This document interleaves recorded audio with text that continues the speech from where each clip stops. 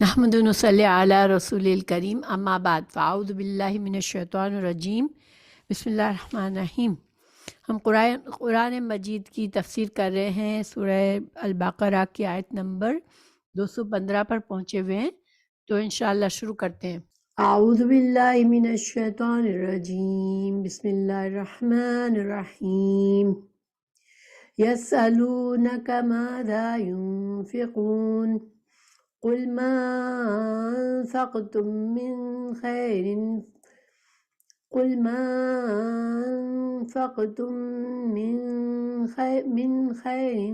فللوالدين والأقربين واليتامى والمساكين وابن السبيل ما تفعلوا من خير فإن الله به عليم۔ اس کا ترجمہ ہے، آپ سے پوچھتے ہیں کہ وہ کیا خرچ کریں، یعنی کہ نفلی صدقات میں کیا چیز خرچ کریں، کیسے خرچ کریں۔ آپ کہہ دیجئے جو مال تم خرچ کرو وہ ماں باپ کے لیے ہے، رشتہ داروں اور یتیموں اور مسکینوں اور مسافروں کے لیے ہے، اور تم جو کچھ بھلائی کرو گے اللہ تعالیٰ کو اس کا علم ہے۔ تو یہاں پر یہ آیات زکوٰۃ کے بارے میں نہیں ہے بلکہ نفلی صدقات کے بارے میں ہے۔ صحابہ کرام کو پتہ چلا کہ ہمیں انفاق فی سبیل اللہ، نفلی صدقات ہمیں کرنے ہیں، یا جو ثواب کا کام ہے، اللہ سے قربت کا ذریعہ ہے، تو انہوں نے پوچھا کہ ہم کو کیا خرچ کرنا چاہیے، مطلب یہ کہ کیا ہم اپنی ضرورت سے زیادہ جتنی بھی چیزیں وہ سب خرچ کر لیں، یا تھوڑا خرچ کریں، یا کیا چیز خرچ کریں۔ تو اللہ سبحانہ تعالیٰ نے خود اس بات کا جواب فرما دیا، اور نہ صرف یہ بتایا کہ کیا خرچ کرنا ہے بلکہ کن پر خرچ کرنا ہے، ان نفلی صدقات کو کن معاشرے کے کن افراد پر خرچ کرنا ہے وہ بھی بتا دیا۔ تو اب اس کو ہم اس روشنی میں اس آیت کو سمجھتے ہیں۔ یسألونکا، یسألونکا یہ فعل مضارع ہے۔ یسألو وہ سوال کرتے ہیں، سین حمزہ لام، ہم اردو میں بھی سوال کا لفظ استعمال کرتے ہیں، اسی روٹ ورڈ سے ہوتا ہے۔ تو سوال کرتے ہیں آپ سے، وہ سوال کرتے ہیں آپ سے، یسألونا وہ سوال کرتے ہیں کا آپ سے، یعنی کہ صحابہ کرام رسول اللہ صلی اللہ علیہ وسلم سے سوال کرتے ہیں، ماں کیا، ذا کچھ، کیا کچھ، ينفقون وہ خرچ کریں، قل آپ کہہ دیجئے، اللہ سبحانہ وتعالیٰ فرماتے ہیں آپ کہہ دیجئے، ماں جو بھی، انفقتم خرچ کرو تم، من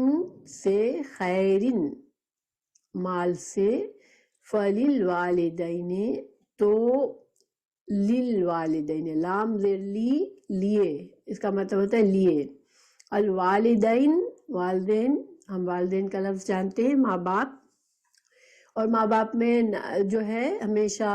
نانی نانا دادی دادا یہ بھی آ جاتے ہیں، ٹھیک ہے، تو والدین کے لیے ہے، والاقربین اور قرابت داروں کے لیے ہے،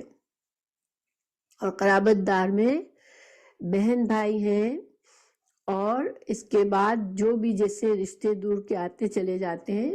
تو جو سب سے قریب رشتہ ہوتا ہے وہ پہلے، اس کا حق سب سے زیادہ، اور پھر اسی طرح جتنا جتنا رشتہ دور کا ہوتا جاتا ہے اتنا حق کم۔ تو بہن بھائی ہیں، پھر چچا ہیں، ماموں ہیں، اسی طرح سے کزنس ہیں، جو بھی رشتہ داروں میں جو ضرورت مند نظر آئے جس کو بھی ہم دے سکتے ہیں، تو ان کا حق کیا ہے، والدین کا سب سے بڑا حق ہے، سب سے پہلا حق والدین کا، اس کے بعد رشتہ داروں کا شروع ہوتا ہے، بہن بھائی اور پھر اور رشتہ دار، والیتاما اور یتیموں کے لیے،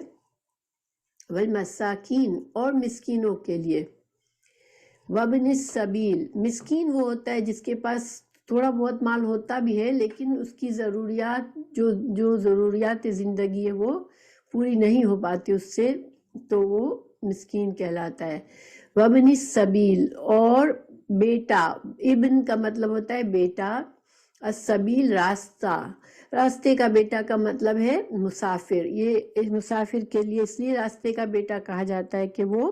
راستے میں ہوتا ہے۔ اب دیکھیں اللہ سبحانہ تعالیٰ نے ایک سوال تھا کہ ہم کیا چیز خرچ کریں، یعنی کہ ہمارے پاس کیا اپنی ضروریات پوری کرنے کے بعد کچھ مال بچ جائے تو وہ سارا خرچ کر دیں، یا اس میں سے تھوڑا سا خرچ کریں، یا کیا کریں؟ تو اللہ سبحانہ تعالیٰ نے نہ صرف اس بات کا جواب دیا بلکہ یہاں پر کس انداز میں کس پر خرچ کرو وہ بھی بتا دیا۔ تو سب سے پہلے ماذا ينفقون، تو قل ما انفقتم، ما جو ہے اللہ سبحانہ تعالیٰ نے فرمایا جو، یعنی کہ طریقہ کیا ہے اسلام میں کہ انسان چاہے، دیکھیں پیچھے ہمیں سکھایا گیا کہ ہم اللہ سے دنیا اور آخرت کی خیر مانگے، ربنا آتنا فی الدنیا حسنۃ وفی الآخرۃ حسنۃ وقنا عذاب النار۔ تو اسلام میں ہم جب اللہ سے کشادہ رزق مانگتے ہیں، مال کی دعا کرتے ہیں، تو اس میں کوئی برائی نہیں ہے۔ دنیا کی خیر بھلائی مانگتے ہیں، اس میں کوئی برائی نہیں ہے۔ مال کمانے میں بھی کوئی برائی نہیں ہے، مال کو کچھ حصہ جمع کرنے میں بھی برائی نہیں ہے۔ تو اسی وجہ سے اللہ سبحانہ تعالیٰ نے فرما دیا کہ جو بھی تم خرچ کرو، یعنی کہ انسان کے اوپر چھوڑ دیا کہ ٹھیک ہے تمہارا جو دل چاہے خرچ کرو۔ تو گویا اسلام ہمیں اعتدال کا راستہ سکھاتا ہے کہ ہم اچھی طرح خود کی ضروریات بھی پوری کریں، اپنے مال میں سے اگر کچھ سیونگ بھی کریں آئندہ کے لیے، اور کچھ ہم جو ہے وہ اپنی جو اپنے مال میں سے نکال کے کچھ صدقہ بھی کرے۔ مطلب یہ کہ انسان ایک بیلنس رکھے زندگی میں، سارے مال کو پکڑ کر نہ بیٹھے، کیونکہ انسان کے مال میں دوسروں کا حق رکھا ہے اللہ نے، معاشرے کی جو ضرورت مند لوگ ہیں اور اپنے رشتہ دار قریبی لوگوں کا حق ہوتا ہے ہمارے مال میں۔ تو ہمیں بالکل ہر چیز کو پکڑ کر بخیل بن کے نہیں رہنا ہے، بلکہ خرچ کرنا ہے، اور کیسے کرنا ہے، اور خیر یہاں پر مال کو خیر کہا، تو خیر کے ویسے تو اور بھی معنی ہے۔ خیر جو ہے وہ بہتر کے معنی میں آتا ہے، بھلائی کے معنی میں آتا ہے، نیکی کے معنی میں آتا ہے، نیک کام کرنا، پسندیدہ چیز کو بھی خیر کہتے ہیں، شر کی ضد ہے، ٹھیک ہے۔ تو خیر جو ہے وہ مال کے لیے بھی اللہ تعالیٰ نے قرآن میں اور جگہ بھی استعمال کیا ہے۔ اللہ تعالیٰ نے فرمایا ان ترکا خیرن الوصیۃ، تو جب تم میں سے کسی پر موت کا وقت آ جائے اور اگر کچھ مال چھوڑ جانے والا ہو تو پھر وہ وصیت لکھے۔ تو مال کو قرآن میں خیر بھی کہا ہے، تو خیر میں بہت سی چیزیں آ جاتی ہیں، ٹھیک۔ اب جو بھی خیر، یعنی جو بھی اللہ کا دیا ہوا مال میں سے تم جو بھی خرچ کرو، مگر کیسے خرچ کرنا ہے؟ سب سے پہلا حق کس کا ہے؟ والدین کا ہے، ٹھیک ہے۔ والدین اگر فائنانشلی صحیح ہو، ان کو ضرورت نہ بھی ہو، تب بھی انسان اگر والدین پر خرچ کرتا ہے تو والدین کی دعاؤں کا والدین کو خوش کرتا ہے اس سے، تو وہ بھی اس کے لیے اچھا ہے۔ اور اگر والدین غریب ہیں، افورڈ نہیں کر سکتے، اپنے ضرورت مند ہیں، اگر ایسے میں اگر انسان والدین پر نہ خرچ کرے تو وہ پھر بہت برا کر رہا ہوتا ہے، کیونکہ والدین کا حق ہوتا ہے اولاد پر، تو پھر تو ضروری ہو جاتا ہے کہ والدین پر خرچ کرے، ٹھیک ہے۔ اگر ضرورت مند ہوتے ہیں والدین اور خرچ نہیں کرتا تو یہ پھر اللہ کی نافرمانی میں سے آ جاتا ہے، کیونکہ والدین سے ان کے خیال رکھنا، والدین سے محبت کرنا، ان کی ضرورتوں کو پورا کرنا، یہ اولاد کا فرائض میں سے ہے۔ تو پھر اگر انسان نے نہ کیا، ضرورت مند والدین پر بھی خرچ نہ کیا، تو پھر تو وہ نافرمانی کا کام کر رہا ہے۔ ہاں اگر والدین خوشحال ہیں، ان کو ضرورت نہیں ہے، تب بھی کرے تو یہ ایک نیکی ہے اور حسن سلوک ہے والدین کے ساتھ، ٹھیک ہے۔ پھر اقربین، اور والدین میں نانی نانا دادی دادا بھی آ جاتے ہیں، ٹھیک ہے۔ اگر وہ لوگ بھی ضرورت مند ہیں تو ان کی بھی خوشی کے لیے، ان کی دعاؤں کے لیے انسان ان پر بھی خرچ کرے۔ اور اقربین قرابت دار، قرابہ اس کا روٹ ورڈ ہے، قریب جو لوگ ہوتے ہیں ہمارے رشتوں میں، ہمارے جو بلڈ ریلیشنز ہیں، تو اب اقربین میں سب سے قریب جو ہے والدین اگر چلے گئے. اچھا یہاں پر ایک بات نوٹ کریں کہ بیوی بچوں کا نہیں ذکر کیا اللہ نے. تو یہ کیوں نہیں ذکر فرمایا کہ بیوی بچوں پر خرچ کرنا ایک مرد کی ذمہ داری ہے, اس پر فرض ہے, اس کو ایک مرد کو یہ کام کرنا ہی کرنا ہے, اپنے بیوی بچوں کے لیے کمانا ہے, ان کو کھلانا ہے, ان کی ضرورتوں کا خیال کرنا ہے, وہ تو فرض ہے. اور ویسے بھی بیوی بچوں پر تو انسان کر لیتا ہے, لیکن والدین کے لیے اور قرابت داروں کے لیے انسان کو ترغیب کی ضرورت ہوتی ہے. تو اللہ تعالیٰ نے یہاں ترغیب دی ہے. تو اقربین قرابت داروں میں پھر والدین اور بیوی بچے ہٹ گئے تو پھر کون رہ گئے؟ سب سے قریب کون رہا؟ بہن بھائی ہو گئے.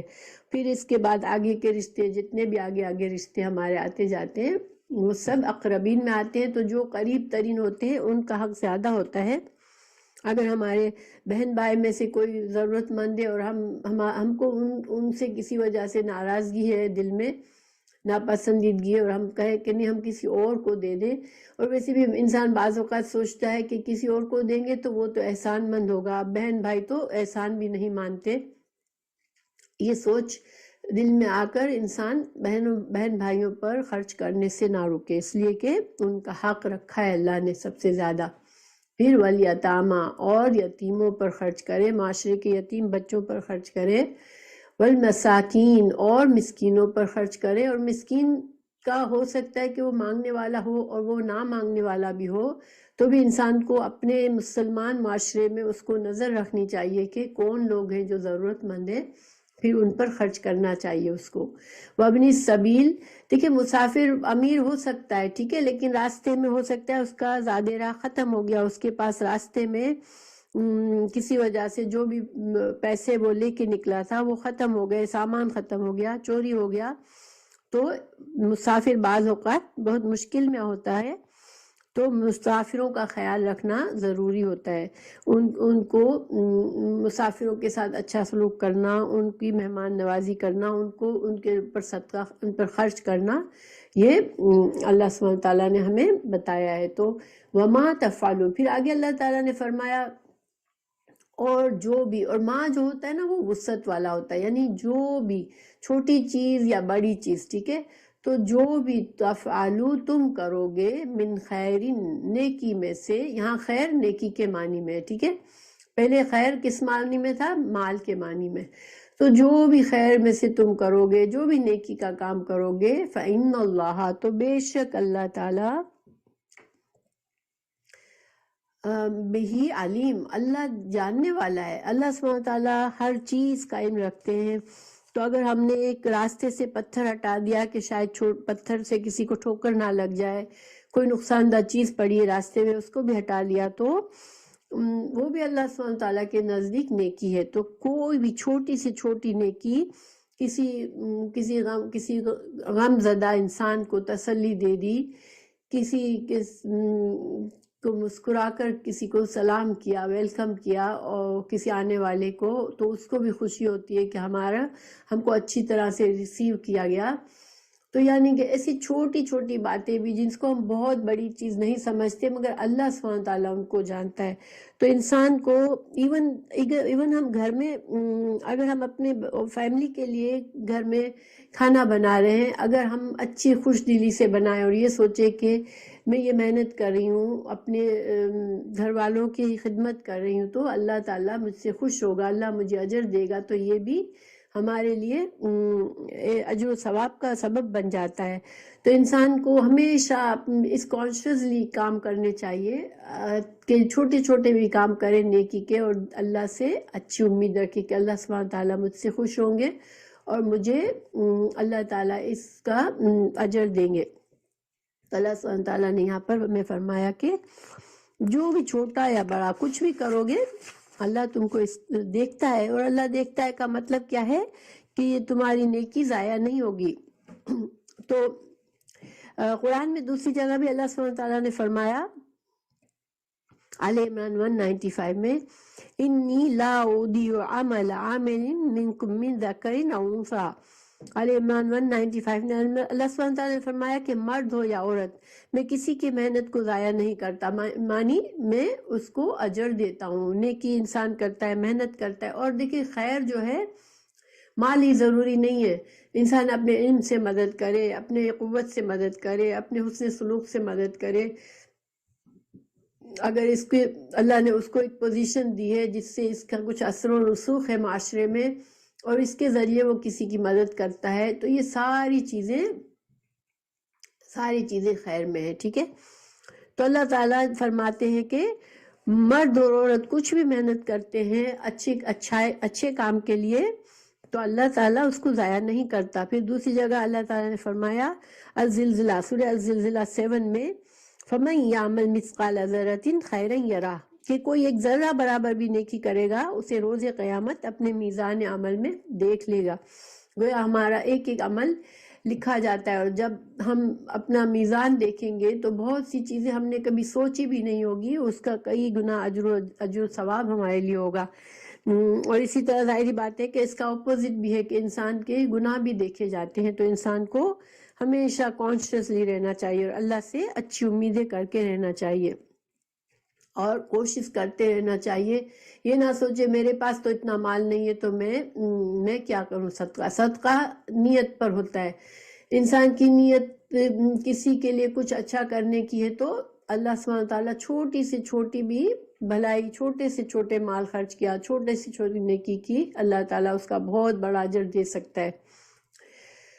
تو پھر اگلی آیت ہے کتیبہ، فرض کیا گیا، علیکم تم پر، القتال جنگ کرنا، وہوا اور حالانکہ وہ، یہ واو حالیہ ہے، ٹھیک ہے، مطلب واو جو ہے اس کا اکثر مطلب اور ہوتا ہے، لیکن بعض اوقات واو حالانکہ حال بتا رہا ہوتا ہے کہ جب یہ کام ہوا تو اس کا حال کیا تھا، اور واو کبھی قسم کے لیے بھی آتا ہے، ٹھیک ہے، واو کے 3 طرح سے استعمال ہوتے ہیں۔ تو وہوا یہ واو حالیہ ہے، حالانکہ وہ، کرہن ناپسندیدہ ہے، لکم تمہارے لیے، اور یہ وہ سے مطلب قتال، یعنی کہ اللہ سبحانہ تعالیٰ فرما رہے ہیں کہ قتال، جنگ کو اللہ سبحانہ تعالیٰ نے جب فرض کیا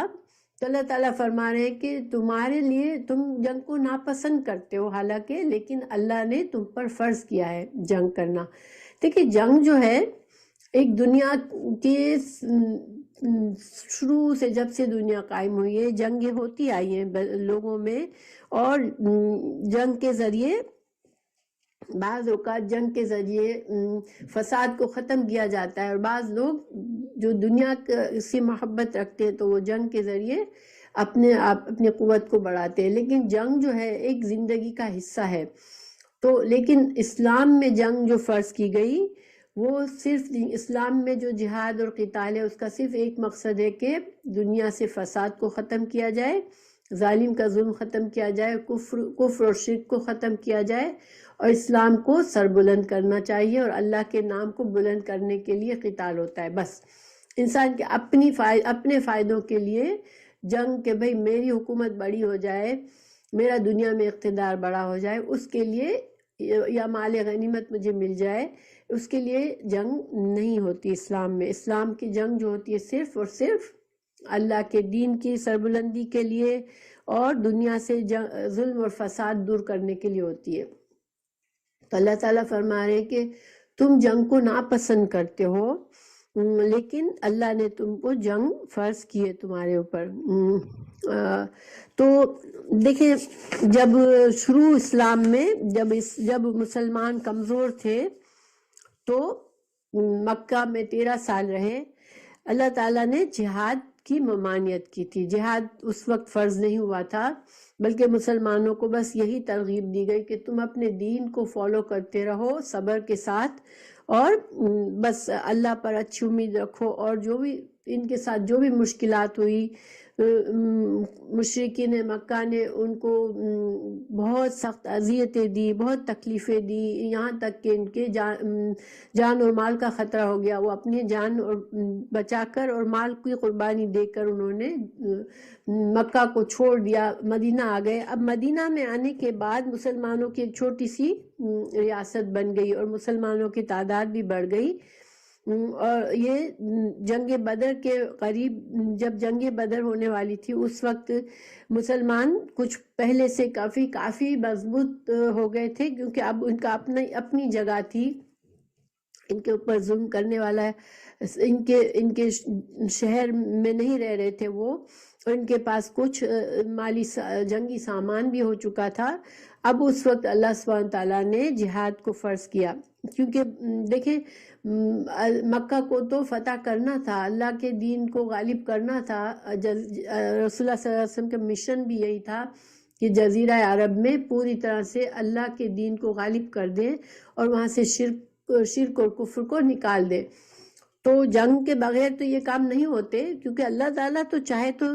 اپنے معجزے سے سب کر دے، لیکن اللہ تعالیٰ اپنے دین میں اسباب سے کام کرتا ہے، اور اللہ نے اس کے لیے صحابہ کرام کو جنگ کا حکم دیا کہ یہ قربانی تم کو دینی ہے، یہ کام تم کو کرنا ہے، اور اللہ کی مدد تمہارے ساتھ ہوگی۔ تو بہرحال یہاں پر اللہ تعالیٰ ایک ترغیب دے رہے کہ حالانکہ تم جنگ کو پسند نہیں کرتے ہو، کیونکہ جنگ میں دیکھیں جنگ ایک اچھی چیز نہیں ہوتی ہے، اس میں انسان کو بہت نقصان بھی ہوتا ہے، تکلیفوں سے گزرنا پڑتا ہے، دشمنوں اپنی جان کو خطرے میں ڈالنا ہوتا ہے۔ تو یہ ظاہری بات ہے کہ انسان خطرات اور مشکلات اور یہ جان کو اپنے خطرے میں ڈالنا، یہ چیزیں تو انسان کسی کو بھی پسند نہیں آتی۔ تو اللہ سبحانہ تعالیٰ نے فرمایا کہ ہاں تم کو جنگ پسند نہیں ہے، مگر تم پر اللہ نے فرض کیا ہے۔ اور کیوں فرض کیا تھا کہ اب تم کو چھوٹی سی مسلمان کی ابھی تو ریاست تھی، مدینے میں ایک چھوٹے علاقے میں ان کی حکومت ہو گئی تھی، لیکن ابھی تو ان کو پورا جزیرہ عرب فتح کرنا تھا، خانہ کعبہ کو دشمنوں سے نکالنا کے غلبے سے نکالنا تھا،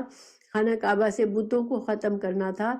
تو وہ تو اس کے لیے قتال مست تھا، اس لیے اللہ تعالیٰ نے اس زمانے میں جنگ اور جہاد اور ہجرت کو فرض کیا تھا۔ یعنی جب رسول اللہ صلی اللہ علیہ وسلم مدینہ آ گئے تو اس زمانے میں جو بھی مسلمان ہوتا تھا اور وہ مدینہ میں نہیں ہوتا تھا تو اس کے لیے مدینہ ہجرت کرنا فرض تھا۔ کیوں؟ کیونکہ مدینہ سے باہر کفر کے ماحول میں مسلمانوں کو بہت خطرہ تھا، اور وہ مسلمان ہو کر بھی اسلام نہ تو دین کو سیکھ بھی نہیں سکتا تھا، نہ دین پر عمل کر سکتا تھا۔ تو اس وجہ سے جہاد اور ہجرت دونوں چیزیں اس وقت فرض تھی۔ تو اللہ تعالیٰ فرما رہے ہیں کہ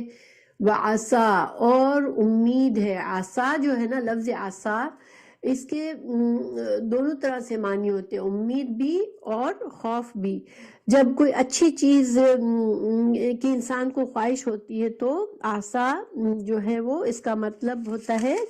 عَسَىٰ امید کے لیے آتا ہے۔ محبوب چیز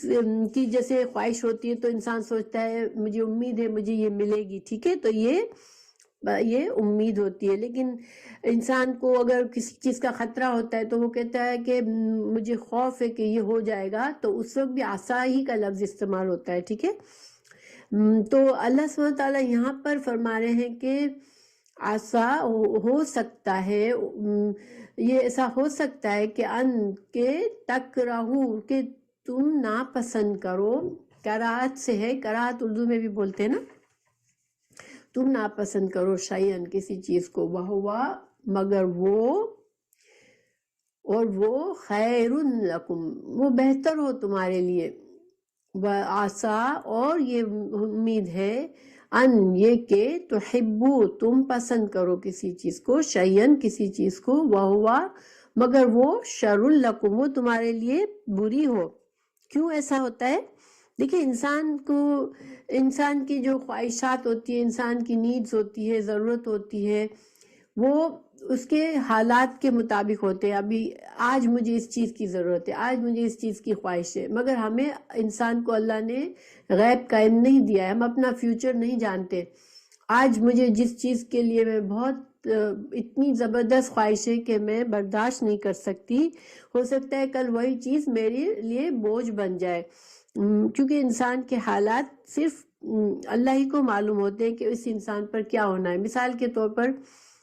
دیکھیے بعض لوگ کسی رشتے کے لیے بہت چاہتے ہیں کہ یہاں رشتہ ہو جائے، اب وہ دعائیں بھی مانگتے ہیں اس کے، اللہ یہاں رشتہ کرا دے، یہاں رشتہ کرا دے، اور وہ رشتہ ہو بھی جاتا ہے اور تھوڑے ہی عرصے میں پتہ چلتا ہے کہ وہ تو بہت غلط ہو گیا اور اس سے پوری زندگی وبال بن گئی۔ اسی لیے ایسے بہت سے معاملات ہوتے ہیں کہ انسان کسی چیز کے لیے تڑپ رہا ہوتا ہے کہ بس مجھے یہ چاہیے، مگر وہ چیز اس کے لیے بعد میں پتہ چلتا ہے کہ بری ہوتی ہے۔ مگر اللہ سبحانہ تعالیٰ چونکہ اللہ کا علم ہے ہر چیز پر، تو اللہ سبحانہ تعالیٰ پر جو بندے توکل کرتے ہیں، اللہ پر بھروسہ کرتے ہیں، اور اس طرح دعا مانگتے ہیں اللہ جو بہتر ہو میرے لیے وہ عطا کر دے، اور اللہ کے جو بھی فیصلے ہماری زندگی میں ہو رہے ہوتے ہیں، جو بھی کچھ اللہ تعالیٰ ہماری طرف ہمارے ساتھ ہو رہا ہوتا ہے، اگر ہم نے کچھ غلط نہیں کیا ہے، مثال کے طور پر انسان ہر چیز اپنی صحت کا خیال بھی کر رہا ہے، اپنا صحیح کھانے کا خیال رکھ رہا ہے، اپنی روٹین صحیح کر رہا ہے اور اچھا انسان ہے، اللہ کی عبادات بھی کرتا ہے، اب ایسا انسان بیمار ہو گیا تو وہ کہے گا لو میں نے تو کچھ بھی، میں تو اس کو کوئی بری بیماری لگ گئی، وہ کہے گا کہ میں کیوں بیمار ہو گیا، لیکن اللہ ہی جانتا ہے کہ اس کی اس بیماری سے کیا پتہ اللہ تعالیٰ اس کو بہت سے درجات کی بلندی عطا فرما دے۔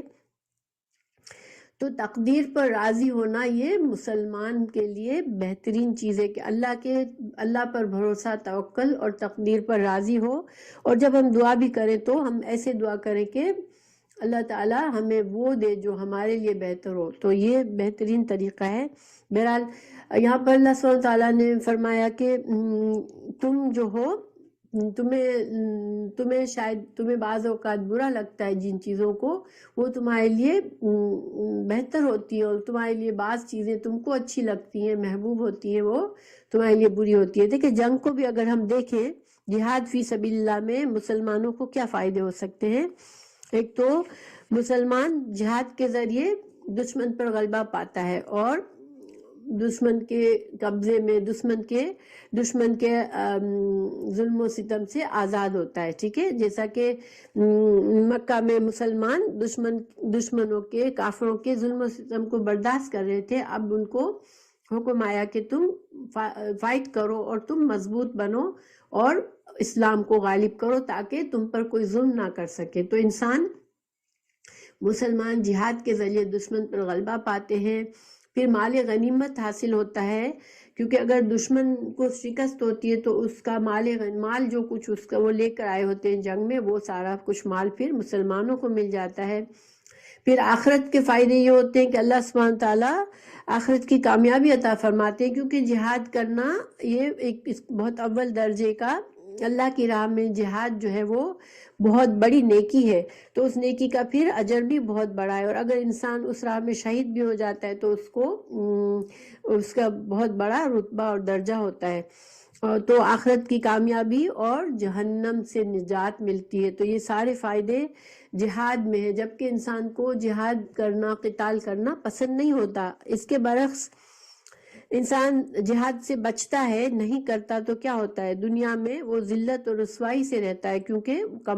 دنیا میں جو بھی کمزور ہوتا ہے وہ ذلت کے ساتھ رہتا ہے، طاقتور ہمیشہ طاقتوری کا حکم چلتا ہے، پھر اسلام کو دشمنوں کا غلبہ آ جاتا ہے اور اس مسلمانوں پر کافروں کی حکومت جاتی ہے، تو مسلمان مغلوب ہو جاتے ہیں، نہ اپنے دین پر صحیح طرح سے کام کر سکتے ہیں، دین پر نہیں چل سکتے، ان کا دین بھی خطرے میں پڑ جاتا ہے اور ان کی جان اور مال بھی خطرے میں پڑ جاتے ہیں، اور قیامت کے دن بھی اللہ ناراض ہوگا کہ جنہوں نے جہاد پر فرض ہونے کے باوجود جہاد کو ناپسند کیا اور جہنم میں جائیں گے۔ تو یہ سارے بظاہر ایک چیز جو بری لگتی ہے اس کے نقصان اور فائدے ہم چھپے ہوئے ہیں انسان کے لیے۔ تو اس طرح بہت سی زندگی کے تمام معاملات میں اسی طرح ہوتا ہے۔ پھر اللہ سبحانہ تعالیٰ جب انسان کو مشکل حالات سے آزماتا ہے تو اس میں انسان کے اور بھی فائدے ہوتے ہیں۔ مثال کے طور پر بہت سی صلاحیتیں انسانوں کے اندر ہوتی ہے جو ان کو خود بھی نہیں پتہ ہوتا، لیکن جب حالات سخت ہوتے ہیں اور انسان کو ان حالات کا مقابلہ کرنا پڑتا ہے تو ان کی وہ صلاحیتیں باہر آتی ہیں۔ جیسے انسان کے اندر جرأت ہے، بہت ہی زیادہ اس کے اندر بہادری ہے، لیکن اس کو پتہ نہیں ہوتا. وہ جب مشکل حالات میں فیس کرتا ہے تو اس کو اپنی بہادری کی صلاحیت پتہ چلتی ہے. اسی طرح دوسرا فائدہ، اللہ تعالیٰ بندے کو آزمائش میں ڈال کر پہلا فائدہ کیا ہے کہ اللہ تعالیٰ بندے کو آزمائش میں ڈال کے اس کی صلاحیتوں کو ابھارتا ہے. دوسرا، انسان کا مستقبل کے حالات پوشیدہ ہے نا، تو انسان جو آج چیز پسند کر رہا ہوتا ہے، جو دیکھ رہا ہوتا ہے، کوئی فیصلہ آج ہم کرتے ہیں تو ہو سکتا ہے کہ کل حالات ہمارے بدل جائیں اور نتیجہ خراب ہو. تو اللہ سبحانہ تعالیٰ بعض اوقات ہمیں کوئی ایسی چیز میں مبتلا کر دیتے ہیں جو ہمیں اچھی نہیں لگ رہی ہوتی ہے، مگر وہ اصل میں ہمارے لیے اچھی ہوتی ہے. پھر جنت جو ہے، جنت ایک حدیث ہے کہ جنت جو ہے وہ مشکلات، جنت کا راستہ جو ہے تکلیفوں اور مشکلات سے گھرا چھپا ہوا ہے. ٹھیک ہے، ایک حدیث ہے حضرت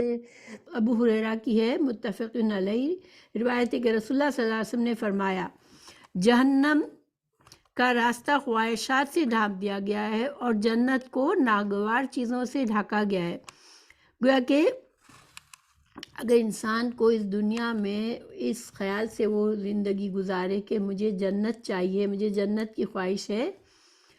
تو اسے یہ یاد رکھنا چاہیے کہ جنت جو ہے وہ اس کے لیے کوشش اور محنت اور نفس پر، انسان کو اپنے نفس پر قابو کر کے چلنا ہے، کیونکہ جنت جو ہے وہ ایسی ناگوار چیزوں سے، جو نفس پر انسان کے بوجھل ہوتی ہے، ان چیزوں سے جنت کے راستے کو چھپایا گیا ہے. تو اس کا کیا مطلب ہے؟ دیکھیے، ایک انسان کو، مسلمان کو صاف ستھری زندگی گزارنی ہوتی ہے، اسے اپنے آپ کو شریعت کا پابند بنا کے رہنا ہوتا ہے. تو اب بہت سی چیزیں ایسی ہوتی ہیں جو انسان کو اچھی لگتی ہے اور وہ شریعت کے خلاف ہوتی ہے. جیسے مشرکین ہوتے ہیں، مشرکین کو دیکھتے ہیں کہ وہ ان کو جو دل چاہتا ہے وہ کرتے ہیں، وہ صرف اپنی خواہشات کے مطابق چلتے ہیں، جبکہ اس کے مقابلے میں مسلمان جو ہے وہ صرف اپنی خواہش کے مطابق نہیں چلتا، بلکہ وہ دیکھتا ہے کہ میری خواہش جو ہے وہ اللہ تعالیٰ کی مرضی کے مطابق بھی ہے یا اللہ تعالیٰ کو ناراض کرنے والی ہے. تو اس وجہ سے جنت کا راستہ ایسا ہے کہ جو بظاہر مشکل ہے لیکن اس کا انجام اچھا ہے. اور جہنم کا راستہ دنیا میں انسان اپنی منمانی سے رہتا ہے، جو اس کا دل چاہتا ہے وہ کرتا ہے، کیونکہ اس انسان کی آخرت کی طرف دھیان ہی نہیں ہوتی، تو وہ دنیا کے مزے ہی لوٹ رہا ہوتا ہے، لیکن ان کا انجام برا ہوتا ہے. تو اگر انسان صرف آسانی چاہے گا دنیا میں تو وہ جہنم کے راستے پر بڑھ سکتا ہے، لیکن انسان کو اگر اللہ کی طرف سے مشکلات آ رہی ہے تو اس کو سمجھنا چاہیے کہ اس میں میرے لیے جنت کا راستہ ہے. اللہ سبحانہ تعالیٰ نے یہاں پر ویسے ہمیں ایک جنرل اصول بھی ہے کہ ہمیں پتہ چلتا ہے اس ایک اصول کے انسان کو اللہ سبحانہ تعالیٰ کا علم جو ہے سب سے بڑا ہے، تو انسان کو اللہ پر توکل کرنا چاہیے اور جو کچھ اپنی تقدیر میں ہے اس پر اسے صبر کرنا چاہیے اور اللہ سے اچھی امید کرنی چاہیے. ایک اور اچھی بات یہ ہے کہ انسان استخارہ پڑھ لیا کرے. جب بعض اوقات ہم کوئی فیصلہ کرنا چاہ رہے ہیں، کوئی ارادہ کرنا چاہ رہے ہیں، کوئی کام کرنا چاہ رہے ہیں، تو ہم استخارہ کر کے کریں. استخارہ 2 رکعت نفل کے بعد دعا ہوتی ہے، استخارہ کی مسنون دعا. اس میں دعا کریں کہ اللہ یہ کام میں کرنے جا رہا ہوں، تو اس میں اگر یہ کام اس میں کوئی میرے لیے شر ہے تو مجھے اس کام سے روک دینا، اور اس میں جو خیر اور بھلائی ہے تو مجھے اچھی طرح سے اس کام کو کرا دینا. تو یہ بھی ایک اچھی عادت ہے. انسان ایک تو اللہ پر توکل کرے اور دوسرا استخارہ کر کے کام کرے، اور دعا کرے تو ہمیشہ ایسے کرے کہ اللہ یہ چیز مجھے خواہش ہے، مگر جو میرے لیے حق میں اگر بہتر ہو تو یہ کام تو کرا دے مجھے. ٹھیک ہے، اللہ کی رہنمائی ہمیشہ مانگنی چاہیے، اس لیے کہ انسان کو خود کو خیر اور شر میں بہت زیادہ کنفیوژن ہو سکتا ہے، مغالطہ ہو سکتا ہے، کیونکہ ایک تو ہماری علم کم ہے، ہمیں مستقبل کا علم نہیں ہے، دوسرا ہمارا نفس جو ہے وہ جلد باز ہے، ہم کو ہمیشہ جلدی چاہیے ہوتی ہے چیزیں، اور جو بظاہر فوراً اچھی لگی وہ چاہیے ہوتی ہے. لیکن انسان کو جو ہے وہ اللہ سے رہنمائی طلب کرنی چاہیے. تو یہ ہماری یہ والی آیت ہے انشاءاللہ. پھر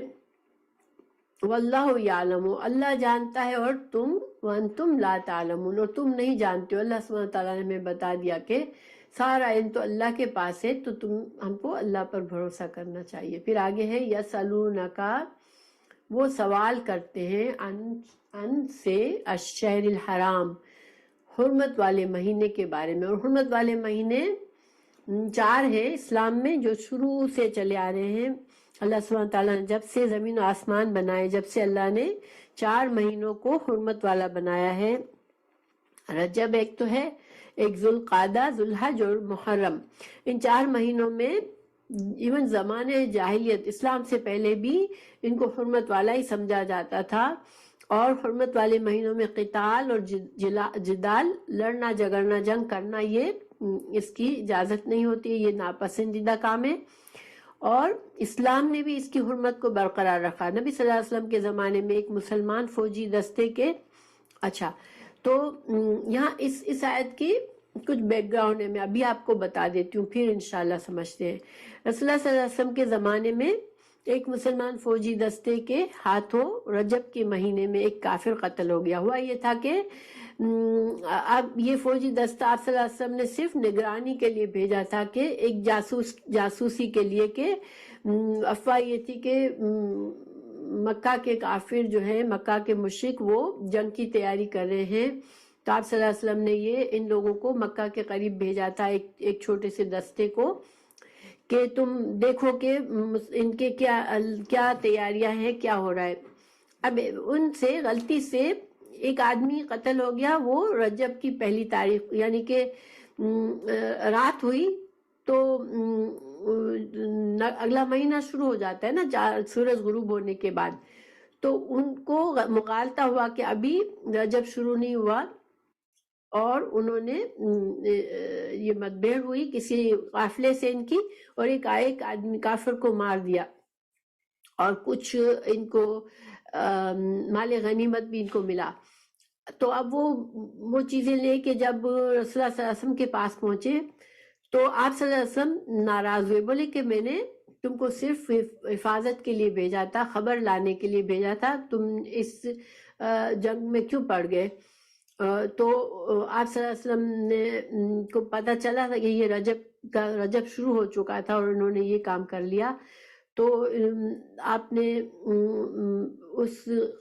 جو مقتول تھا اس کی دیت بھی دے دی، اور یہ جو مال غنیمت آیا تھا وہ بھی واپس کر دیا. مگر قریش کو موقع مل گیا، جو مشرکین تھے مکہ کے، ان کو ایک موقع مل گیا مسلمانوں پر تنقید کرنے کے لیے. انہوں نے بڑا واویلا کر دیا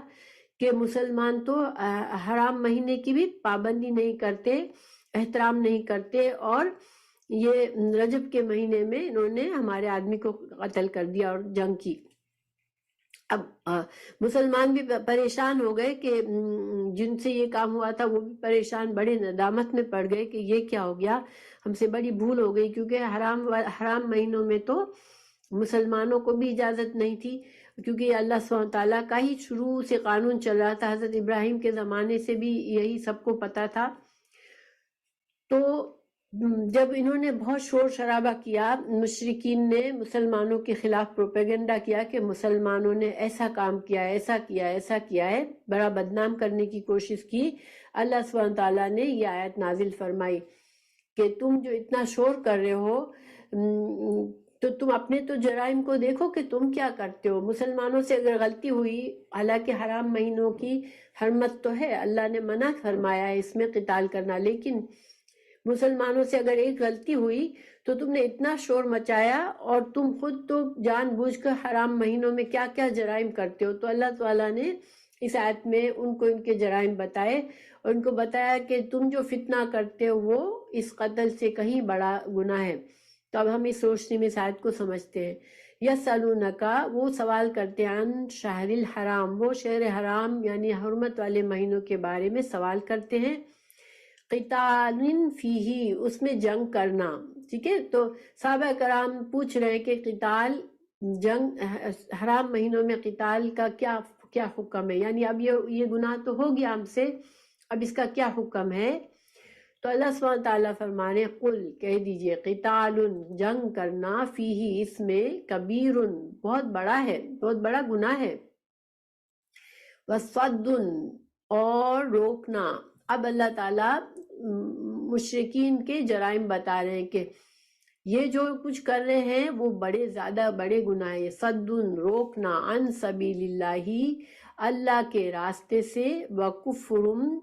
اور کفر کرنا بھی اللہ کا ساتھ، والمسجد الحرام اور مسجد حرام میں، وإخراج اور نکالنا،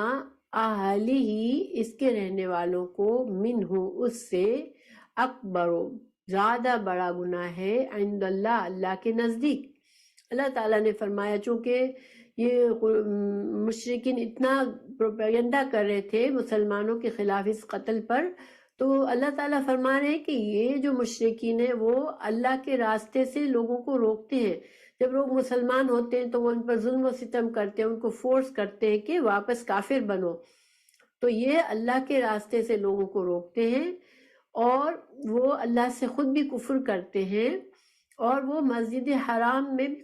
کفر کا کام کرتے ہیں۔ آپ کو پتہ ہے کہ خانہ کعبہ میں انہوں نے بت رکھے ہوئے تھے اور بتوں کی پوجا کرتے تھے اللہ کے گھر کے اندر۔ پھر اخراج اہلہ اور مکہ والوں کو انہوں نے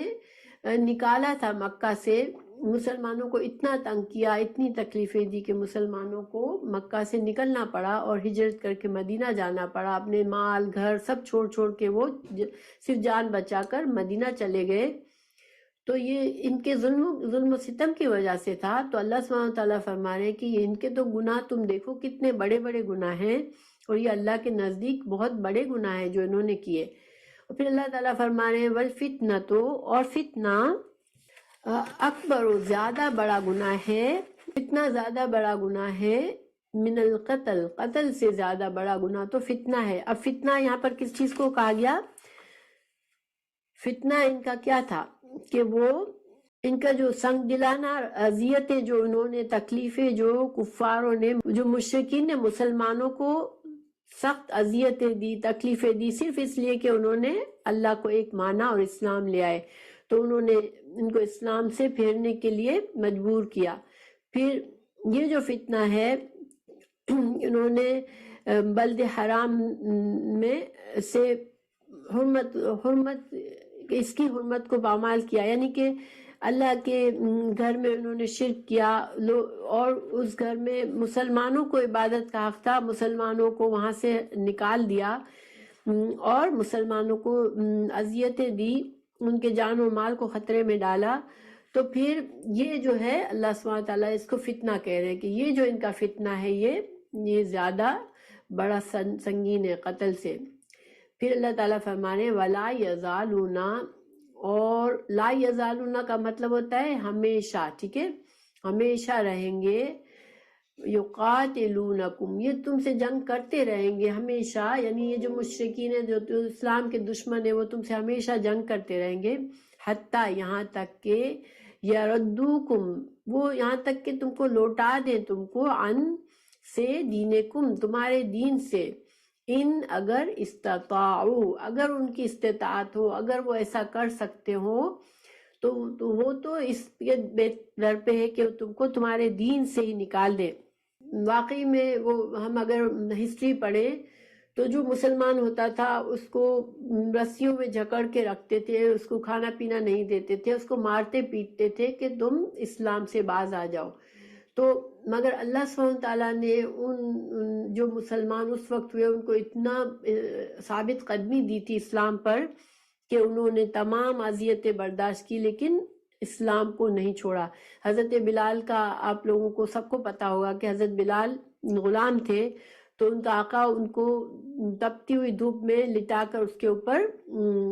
وہ آگ کوئلے جلا کے اس پر لٹا دیتا تھا، اور اس پر پتھر ہیوی پتھر رکھ دیتا تھا ان کے سینے پر، اور کہتا تھا کہ تم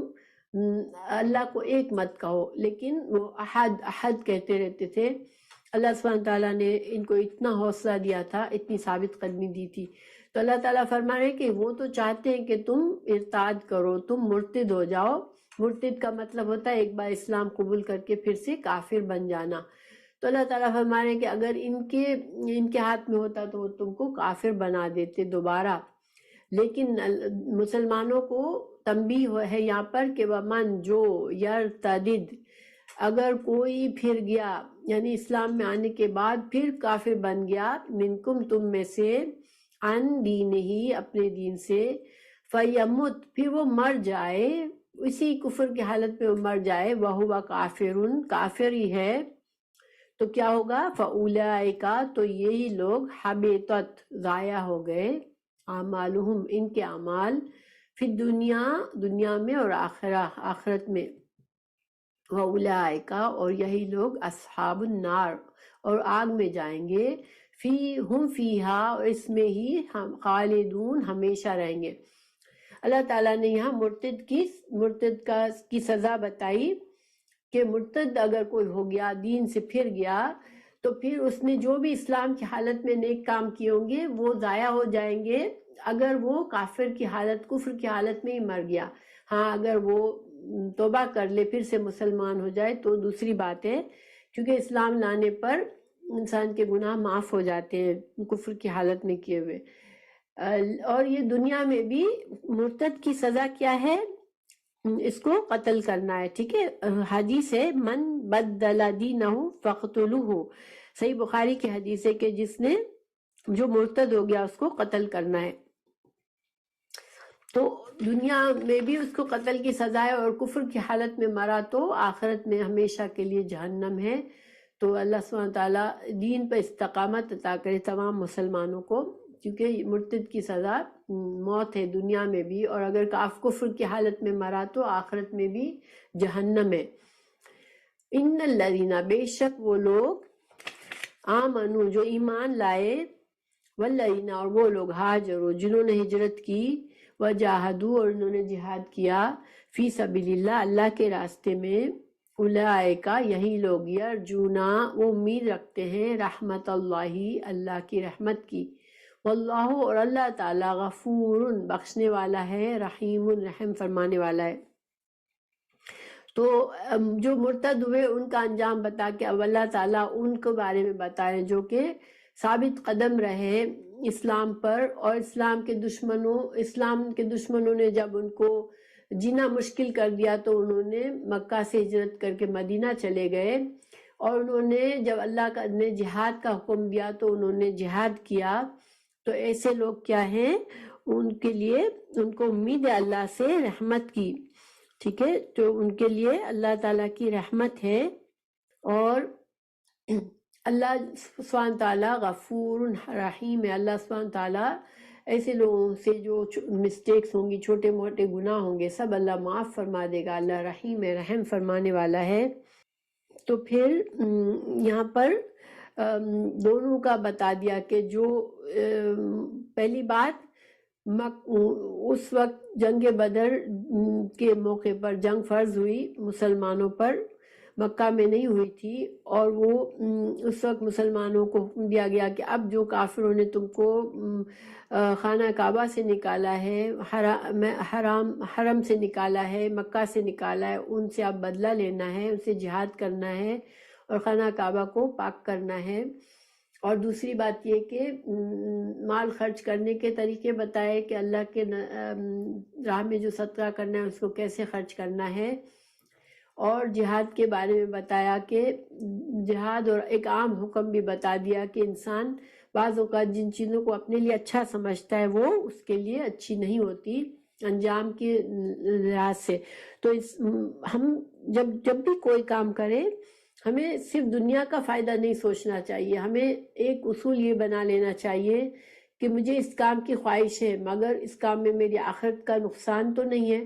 اگر آخرت کا نقصان والا کام ہے تو پھر کتنا بھی ہمارا دل چاہے بہتر ہے کہ ہم اس کو چھوڑ دیں۔ اور دوسرا یہ کہ جو لوگ پریشر میں آ گئے اور مرتد ہو گئے اگر، تو پھر وہ اگر کفر کی حالت میں مرے تو جہنم میں جائیں گے، اور جو لوگ ثابت قدم رہے اور ہجرت کی اور جہاد کیا اللہ کے راستے میں تو ان کے لیے اللہ کی رحمت ہے اور مغفرت ہے۔ تو الحمدللہ ہمارا آج کا لیسن پورا ہوا، انشاءاللہ